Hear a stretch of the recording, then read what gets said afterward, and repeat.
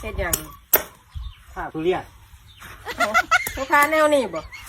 บอกแล้วว่าของบ่เคยกินอย่าไปซื้อมาเห็นบ่เนี่ยทางเนี่ย โอ้เขาค้าแนวนี้ อืม ลำบากอีกตาบ่เป็นมันแมนบ่ ของทางเสือ เฮ็ดจังไดอีกบ่ ของบ่เคยกินมันก็เฮ็ดง่ายเลย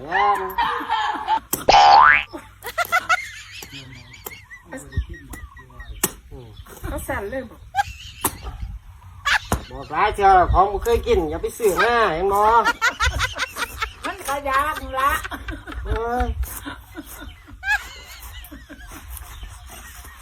นั่นเห็นบ่นั่นมันบ่มีของกินเลยนั่น โอ้ โอ้ ใส่ละหมองกินคิดได้ยังสิ กินอาทิตย์ มันมีนั่ง เอาไปคิด เฮ้ยมันก็จะกินอยู่บ่ มันกินมาได้หรอกมันบ่มีหมองกินเอาไปกินอย่าไปซื้อมาอีกจักเทื่อเด้อ